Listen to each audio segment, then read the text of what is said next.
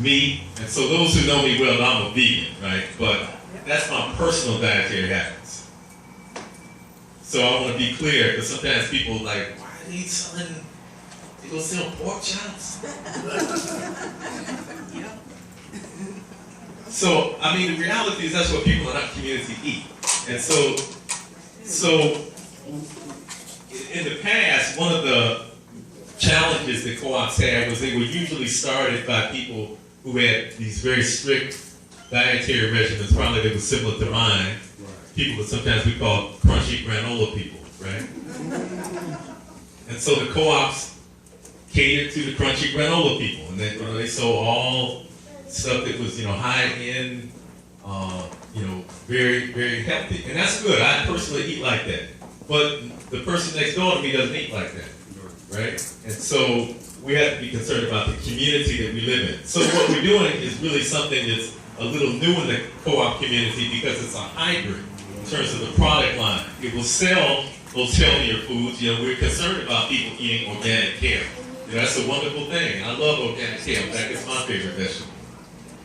But we also know that if I go right around the block here and knock on somebody's door and say, would you like some organic kale and quinoa?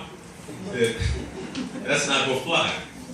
So we want to offer these healthier food options, but also offer things that people are used to, along with a vigorous educational program so that we can help people make the transition from some things that maybe are less healthy to things that are healthier, but also respecting people's right to eat whatever they choose. We're not the food police. No matter how passionate I might be about my personal diet, I'm not the food police, and I'm not trying to come in your kitchen and tell you what to eat, or what you can't eat, or what you should eat. That's your business, right? Everybody has the right to do that.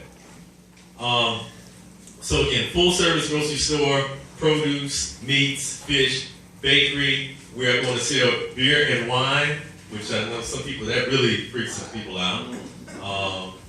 But the reality is a co-op is a business too. It's a business too. And so we're not selling hard alcohol, but I drink some wine occasionally myself, just to be transparent. And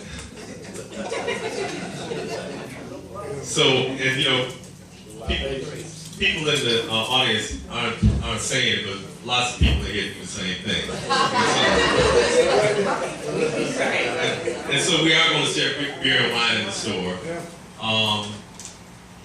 And canned goods, we're going to have household products, cleaning products, self-care products, books, all of those kinds of things. So I just want to give you an idea of what the product line will be. And once you join and you become a member owner, you can actually join a committee that, in fact, Karen Brown heads the operations committee, and that committee will be looking at things like the product line and the mix of products that we sell in the store. So you can participate in making that decision. Do we have 50% conventional foods and 50% so-called health foods, and do we have 75% so-called health foods and 25% conventional foods? You can help make that decision as a member owner. In addition to, now I'm going back to the big concept, the Detroit Food Commons. In addition to the co-op store, the Detroit People's Food Co-op, the Commons will have other elements. And those other elements are, we'll have a 50-seat healthy foods cafe, similar to, like if you go, what's the name of that place place down there? Oh, page. A place that what they call Midtown. So, I said they. I said me. You a holdout. You like, I'll never surrender. Right.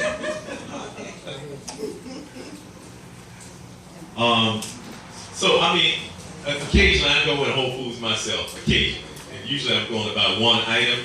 But they got a nice little cafe. You can sit down. You can get lunch or whatever. In fact, sometimes I can get a couple of samosas for like about $4, and it's all right. So anyway, we want a place where people can sit down, have some healthy food options, and that will be in this cafe. We'll have a community meeting space, a 6,000 square foot community meeting space where we can have films, lectures, small conferences, symposiums, and things like that. All right.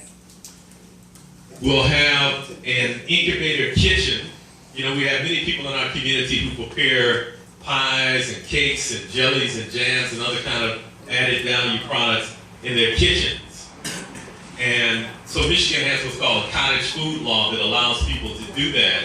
But if you want to scale up and do it beyond what the cottage food law allows, and you want to be able to prepare something to put it in retail stores, you have to do that in a licensed environment.